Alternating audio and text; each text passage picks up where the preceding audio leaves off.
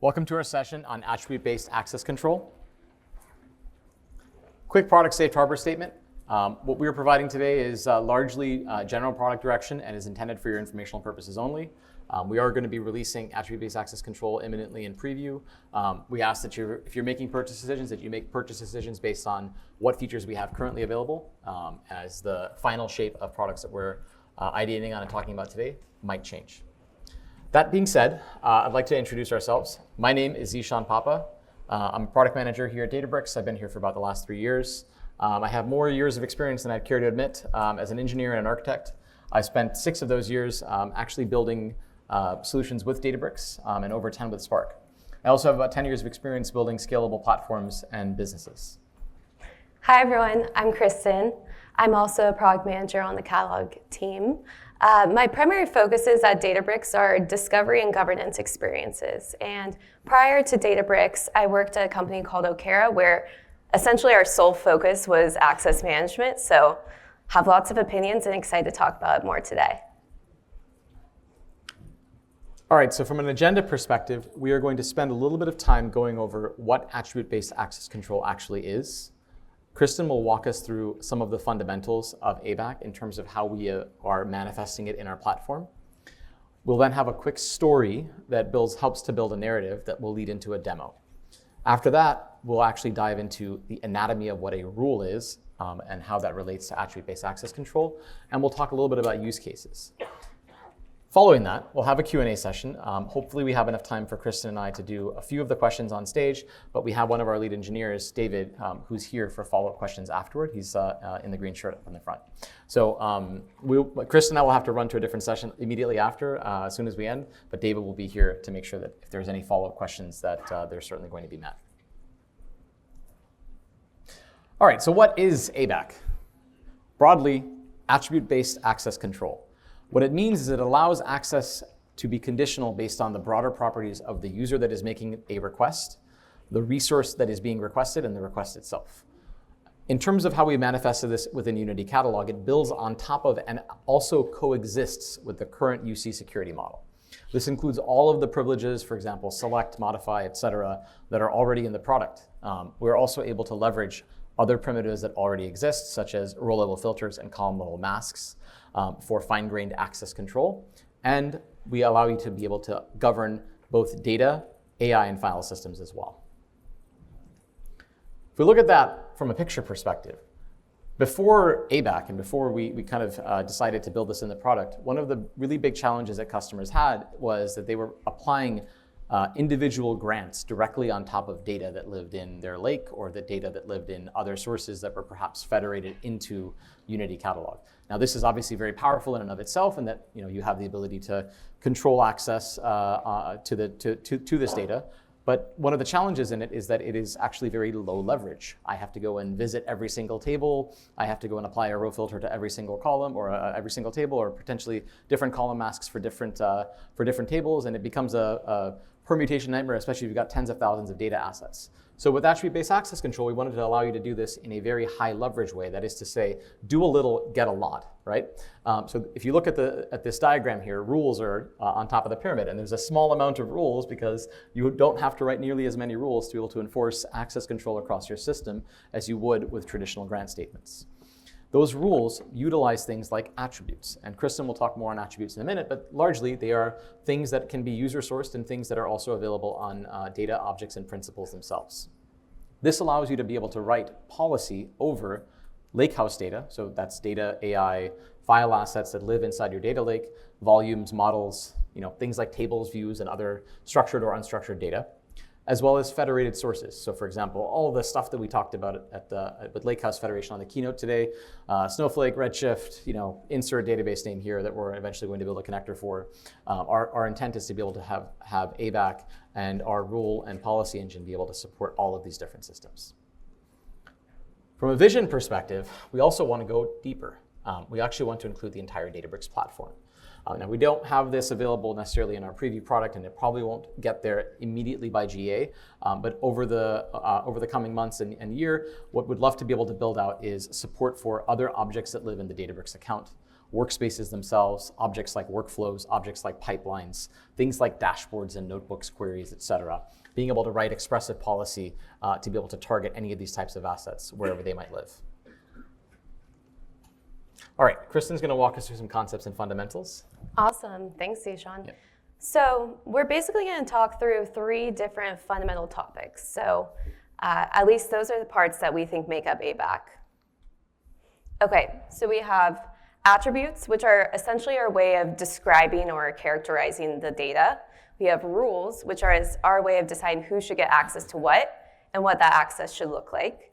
And then we have inheritance, which is where they come together and make it scalable.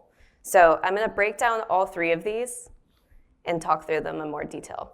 So specifically for attributes first. So I put this slide together of all of the attributes that we plan on supporting and that we've heard frequently from our customers here today. So we got location, common attributes to represent that might be your workspace ID, your IP address, et cetera. We have identity, and that could be represented by user, group, or even roles. We have tags. I'd say tags are probably the most commonly associated attribute with ABAC. And there's 2 different kinds of tags. So there's the concept of user-generated and assigned tags, as well as these system-generated and assigned tags. So if any of you here in our auto PII detection private preview, that would be the perfect example of a system-assigned tag. And the last one that I want to touch on is time. So time is super crucial, especially if you care about time bounding your access for end users. Okay, so I want to dig a little bit deeper into tags more specifically because we're making some changes. So we're adding some enhancements so that tags will be scoped at the account level, which has several implications.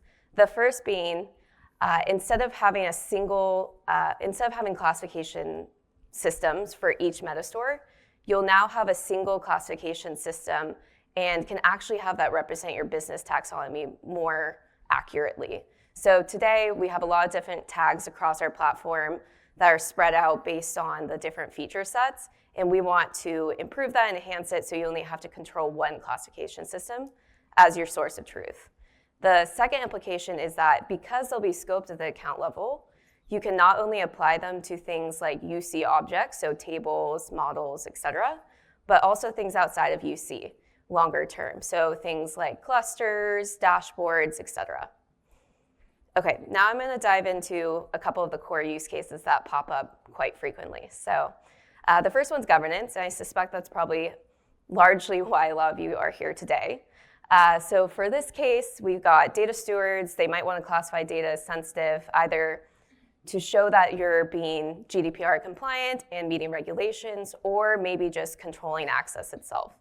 The second core bucket would be discovery.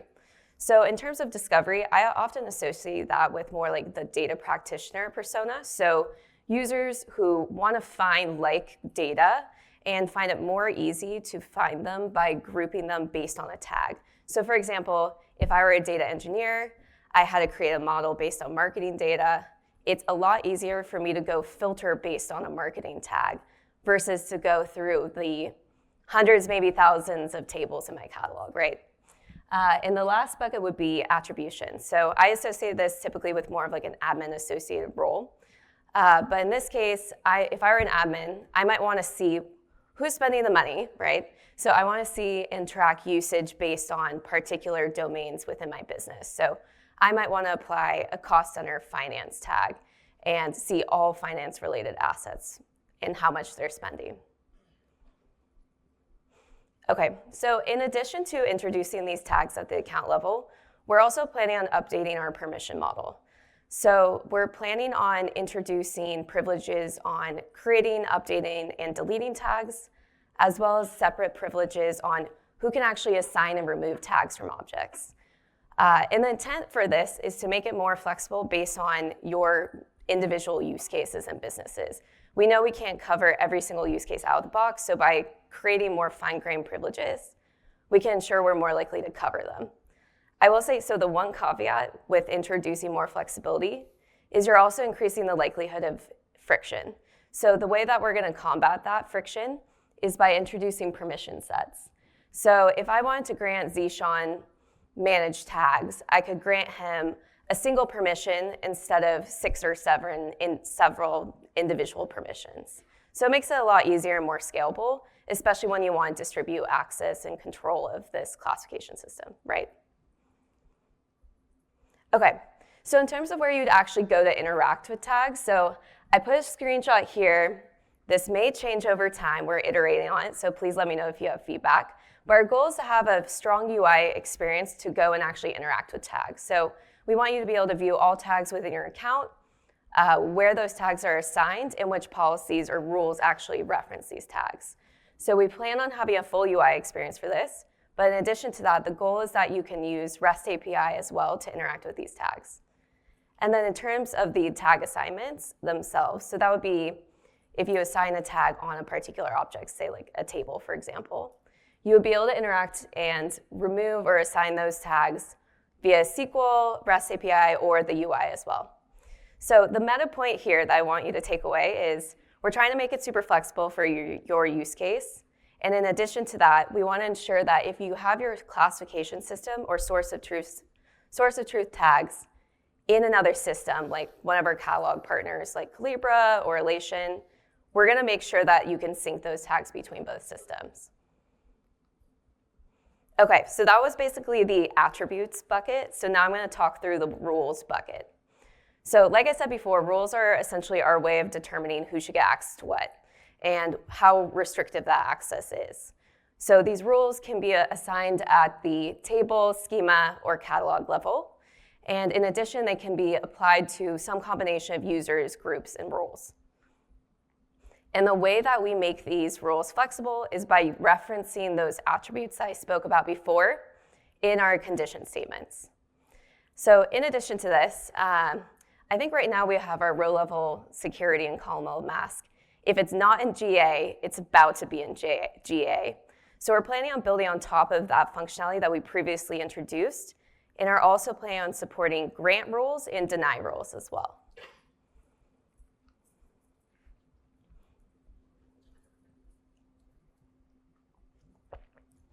Okay, so on to the last bucket. So we got inheritance. So this is what I think is the most exciting part, because this is where we build a scalable system. So both rules and tags inherit down the data hierarchy.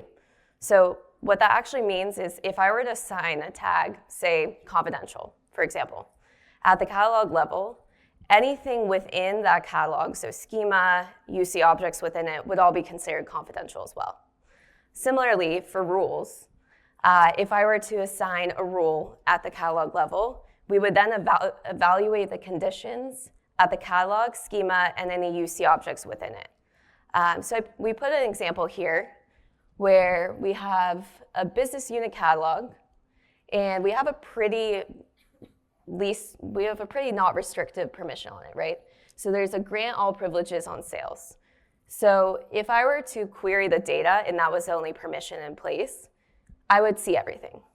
But the one case where that cannot happen is with a deny statement. So the intent of deny rules is that they supersede any other rule type. So because we have this deny select on tables with tag transaction, that means if I try to go and query that transactions data set, I'm thrown an error. However, I would still be able to see that for model data set. Okay, so this is where we get to a slightly more fun part. So that was a lot about fundamentals, basics of what we consider important for ABAC. So now I want to introduce you to 3 characters that we think represent a lot of the personas in governance. So we have Sarita first. Sarita is basically our data engineer. So she's responsible for querying and working with sales transaction data. And her goal is to create a really accurate forecast model for this fiscal year. So essentially her underlying goal is, hey, I want access to the data that I actually need so that I can get the job done, but I don't necessarily need access to things like social security number. Whereas Malik, who's our data producer, is responsible for actually curating that data for someone like Sarita.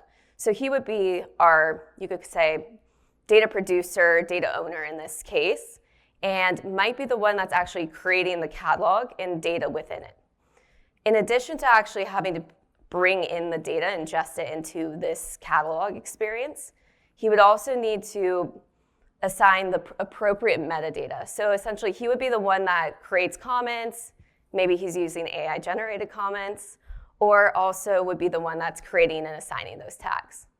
And then the last persona, who we're representing as Juan would be our data steward in this case. So he might be very specialized in the sales domain. So he knows everything about sales data. He might not know every single data set, but he knows the rules and policies that should overlay across the organization. So he's the one that's typically responsible for building out rules and also in defining the classification system from the start. Okay, so I'm gonna walk through a scenario where we'd have an ideal case. So in an ideal setting, Juan would create a rule. We have this hypothetical, very basic rule where maybe he's masking any data where there's a phone tag, right? Simultaneously, Malik, who's our data producer, needs to be regularly ingesting data into this catalog so that he has updated data, it's accurate, et cetera. As he's doing that, he's also ensuring that any PII data is tagged appropriately. So in this case, he has this transactions data. If we were to add new data sets into the same catalog, he would need to make sure that phone is tagged. So that way, when Sarita goes to her notebook and actually queries this data, she should only see full name. And cell phone would be masked in this case. So this ensures with this model that the data is always protected. And in the demo, I'm gonna walk through a slightly less ideal scenario. Okay, so 1 second. Oops.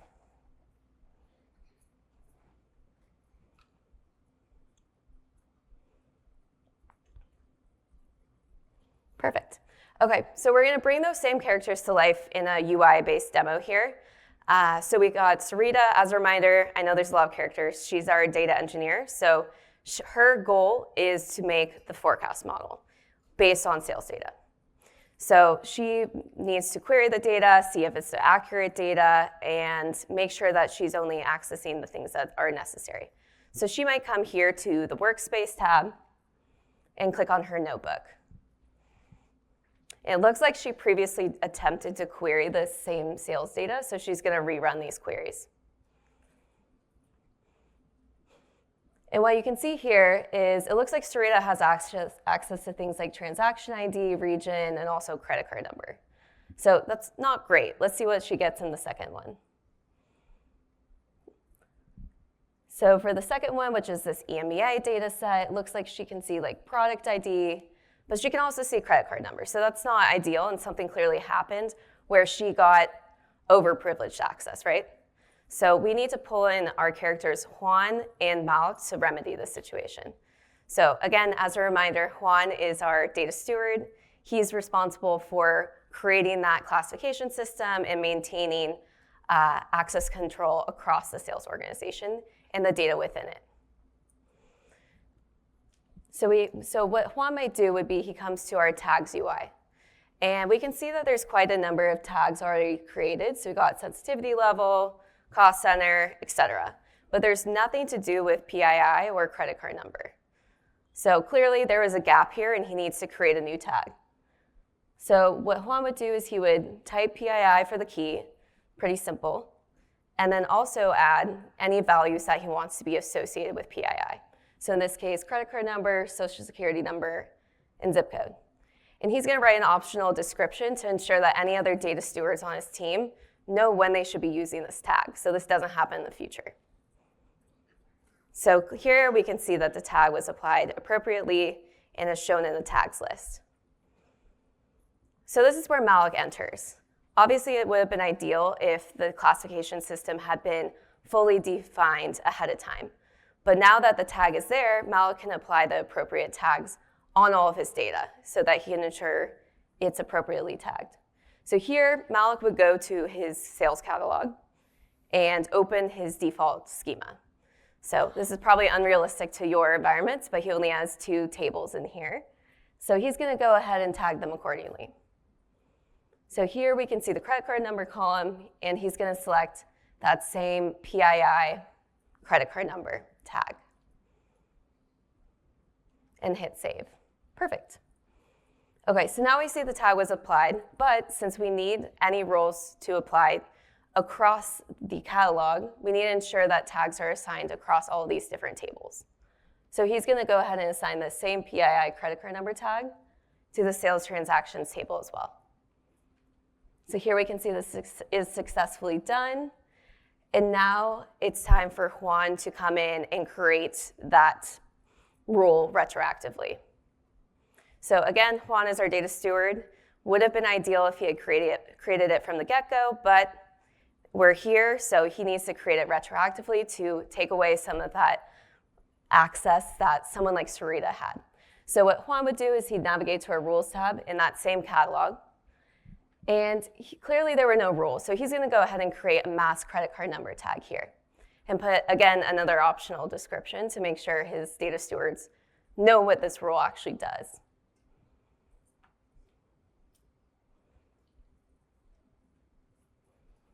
Additionally, he's going to go ahead and apply this to all account users, since clearly something got messed up and he wants to make sure that everything is protected. He has selected the column mask rule type and is going to go ahead and select a pre-created function that's in the access control catalog. So there's a mask credit card number. Hopefully you can see it. It's underneath our captions. Perfect. And what this function would do is anywhere where you see a number 0 through 9, it would get masked with an X. So Sarita, in theory, should not see it so long as the data is tagged with PII credit card number. So in theory, Juan could go ahead and run this, but he's going to go and look at the view as code option. So if Juan wanted to copy this SQL into his preferred authoring surface, he could. But for the sake of the demo, since we're doing all UI, we're going to go back and use this same button here. All right, perfect. So Juan has successfully created this mass credit card number rule. And in theory, Sarita should no longer be able to access it. So our final step is to check and make sure that's actually the case, right? So again, Sarita, she doesn't necessarily need credit card number in order to evaluate her data, and really just needs the most important information for her use case. So she's going to go ahead and navigate back to that notebook, and she's going to rerun these same queries. So here you see credit card number, not great. Let's see what happens. Now we see a bunch of X's. So clearly it was successfully masked. This is a super simple use case for the sake of this demo, but I'm hoping that what you take away is it shows the power of creating things at scale and what would happen if you were to apply those rules ahead of time versus doing them retroactively. So I'm going to hand things back over to Zeashan, and he's going to talk through some more higher level use cases now. Awesome. Thank you, Kristen. That was awesome. All right, I'm going to flip over back to our deck, which is here. I just need to figure out how to make it. Yeah. All right, it auto does it. So we're going to talk about the anatomy of a rule. Hopefully you guys can hear me. If you ask my children, they'd say I love making rules, but I'll keep the jokes for another day. All right, so let's break down one of the rules that Kristen had up, something very similar. This particular rule is applying a filter, which is based on a lookup table, to ensure that analysts can only see data for their assigned states. So common insurance problem if you're in the insurance space. Insurance is sort of sold differently across different states, and there's different regulation across different states, and therefore state X is not allowed to see state Y in many cases, depending on the regulatory environment. So this rule, theoretically, could help address that. So let's walk through what this actually does. First part of this rule is the name, right? All good things have names. Now, names are unique within the resource to which the rule is assigned. Now, what that actually means is this particular rule is actually assigned to this catalog sales prod. So in that catalog sales prod, there can only be one rule named filter by state. You can, however, reuse that name on other catalogs or other objects. Names are how you actually select the rule for updates and deletes. So if you're going to use SQL or our RESTful APIs, in order to target that rule, you would need to use the rule name.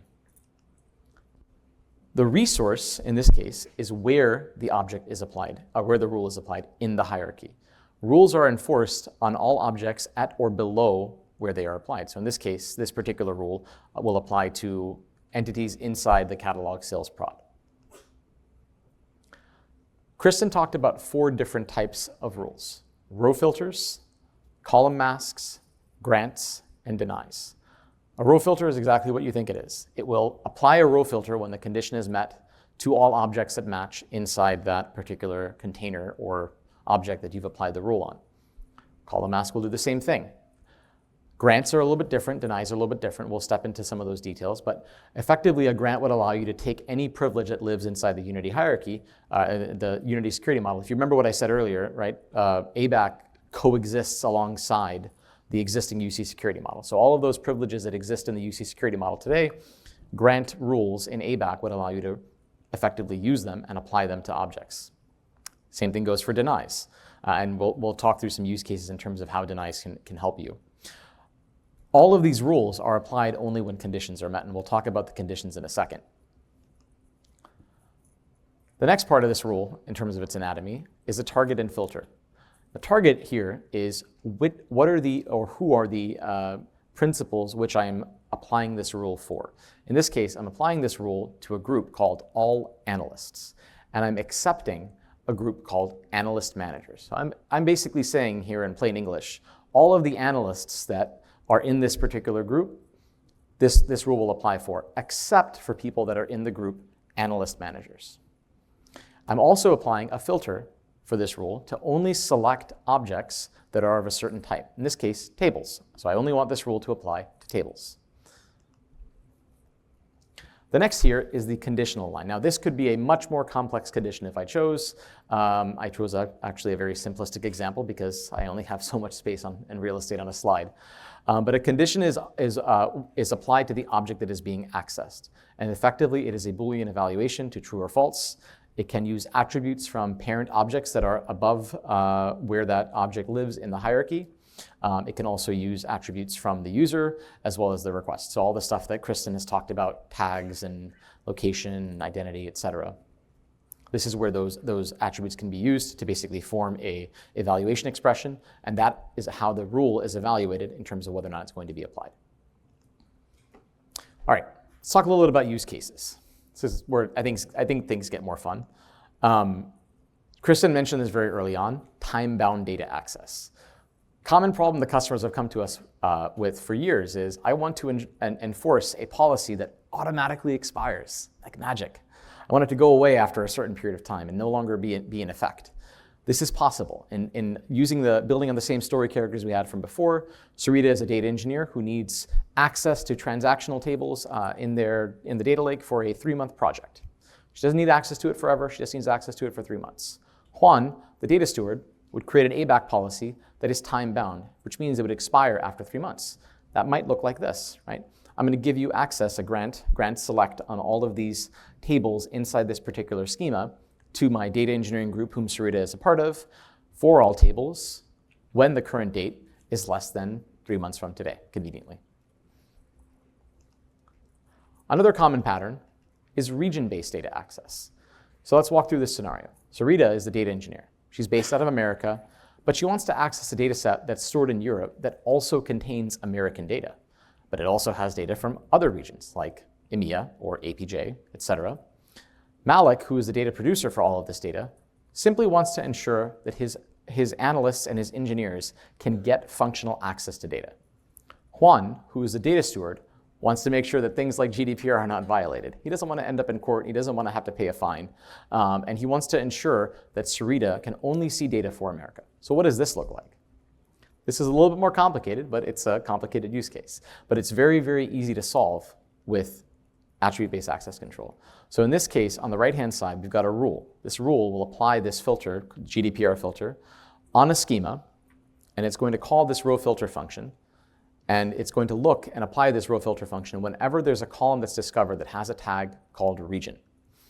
What will effectively happen now, and if you look at the UDF function here below, this GDPR function would be called, the region matching tag would be passed into that particular function, or the region column would be passed into that particular function.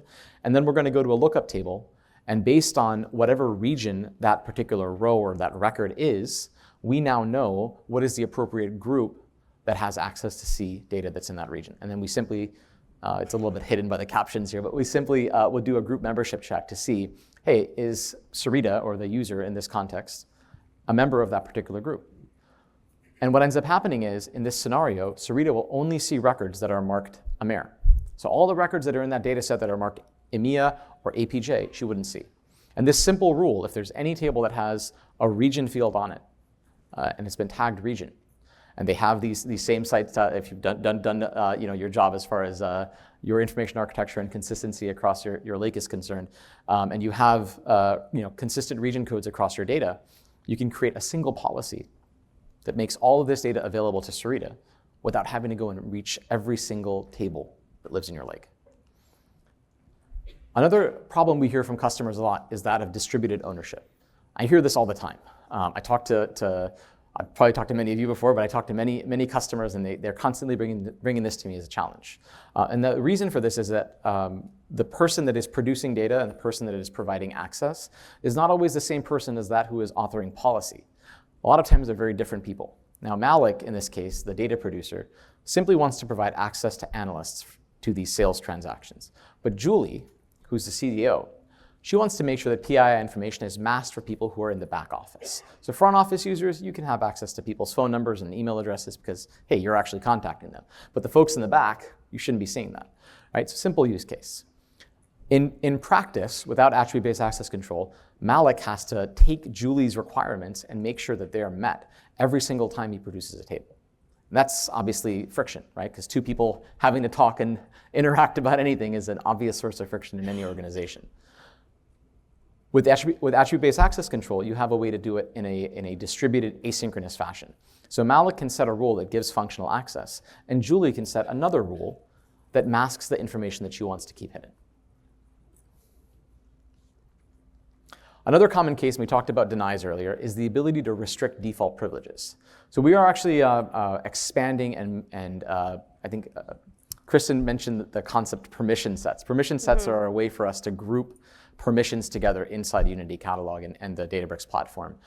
We're actually going to allow you to have, still continue to leverage permission sets, but we want to also expose more privileges in the product over time. And one of the ones that we're going to be adding soon is something called managed access. It is exactly what you think it is. It is the ability to control the rules or the grants on a particular object or container inside the hierarchy. Now, consider this use case. Carlton is a platform admin.